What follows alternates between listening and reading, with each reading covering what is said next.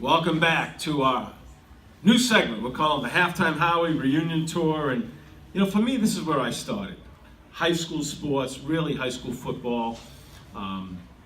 Nobody in Long Island knew me when I started. And when I first started, way back before that, I was doing pro sports. And I said, you know what, there's WFAN.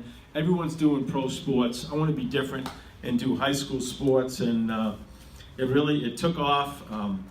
The coaches, the players, the fans, the parents, it became really popular. And Ralph, those are good memories. The Halftime Howie, the impact on high school sports. Well, Howie, you did a great job with the service you did for Long Island football. You really did. A lot of kids enjoyed being on the show. They look forward to visiting you in various places. But I think it really did a great service promoting football for Long Island. It made the high school kids really a great part of Long Island, and everybody got to know what was going on football-wise from Nassau to Suffolk.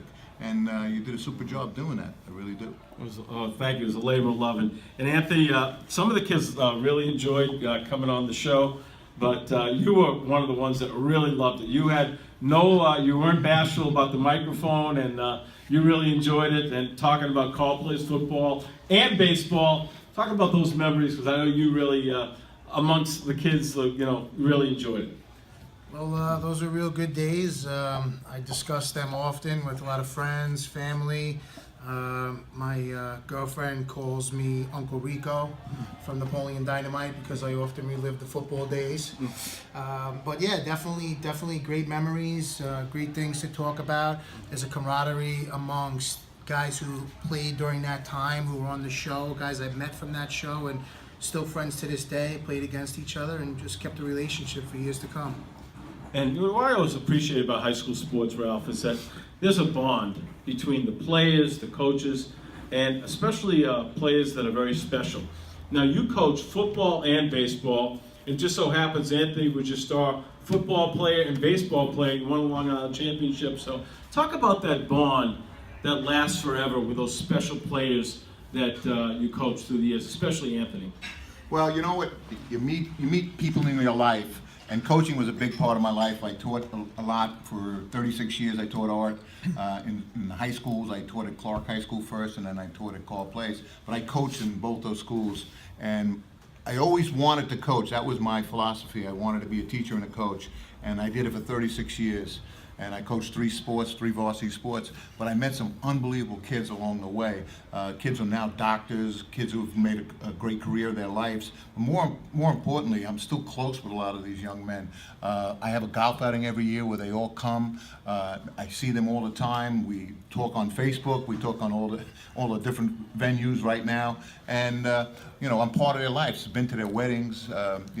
Met their children, and it's such a nice feeling. I feel like it's an extended family for me, and you can't get that in too many other places. I know just as a teacher, you're not going to get that same camaraderie. I'm on the field with these guys for 2 to 3 hours every day, for many years, and you got to know their parents well. You got to eat dinner with their parents, with their grandparents.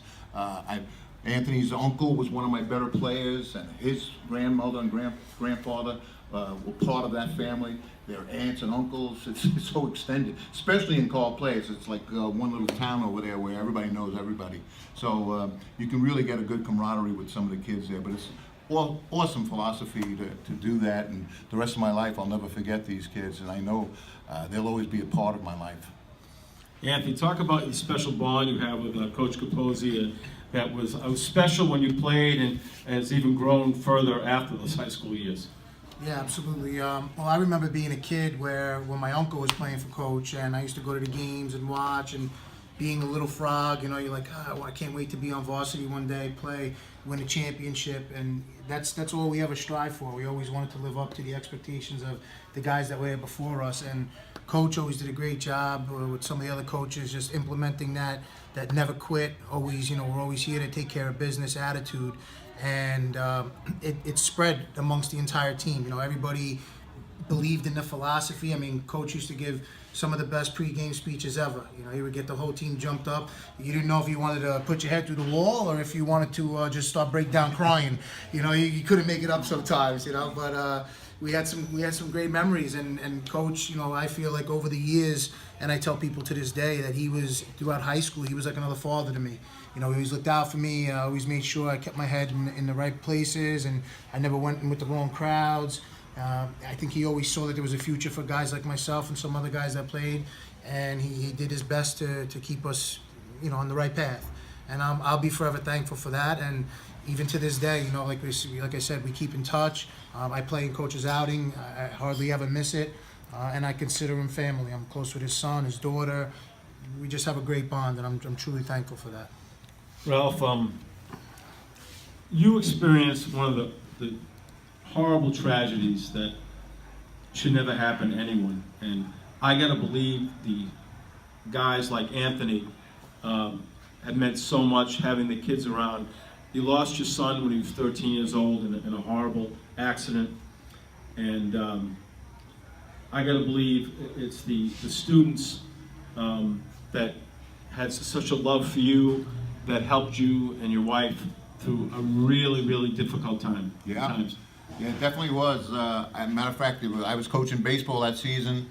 It happened on April 11th, 1992, when my son was killed in a bus accident. Tough to talk about. And the team was tremendous that year. Great team. They hung by me. They stood with it. I was out of school for almost a month. You know, they were patient with me. And I know I continued to coach right after that, football. The next year, I wanted to get right back into it. I know how much sports meant to my son and my family. I needed to keep my head with all these guys that I coached, because they were a big part of my life. And like I said before, they were like extended sons to me and daughters. I coached a female team as well. I was coaching girls bowling as well as varsity boys bowling at the time. But these kids meant a lot to me, and they did pull us out of a bad situation when my wife and I had a tough time. And he was our oldest son, and we had two young kids at the time. We had two young children at the time, and you know, we had to be tough and strong for them. And I think sports have done that for me in my life. You know, it made you tougher, made you, you know, you're going to have winning seasons, you're going to have losing seasons, you're going to have up and downs in life, and you got to pull yourself up and dust yourself off and say, there's another tomorrow. There's important things to do ahead of me, and my family was important to me, and my ball players and my students was such a big part of me. And my school was great. Carl Place, being a school of only 100 seniors in a class, it was a family already. It was there, and everybody there picked me up. My teachers, my fellow teachers, my administration, and of course my students. So, you know, that really, if I didn't have that to fall back on, it would have been a tough situation for us. But you know, we keep bouncing back, and it's 25 years now, and we have a golf outing for my son. We give out scholarships in his name, so we're proud of that. You know, we're proud of all we've done for other kids in Nassau and County. And a lot of my ball players keep coming every year to my outings, and it's great to see them. It's great to talk about some of the things that they've done in their life, and seeing them every year, it just brings a joy to me that you know, not a lot of people can understand unless you've been a coach. Well, on behalf of me and Rocco, with your permission, we'd love to be there this year to film it and capture that camaraderie. That would be great. That would be great. And if you need some great entertainment singing, I think we can recruit Maureen as well. How about that? That'd be great. Awesome. That'd be awesome.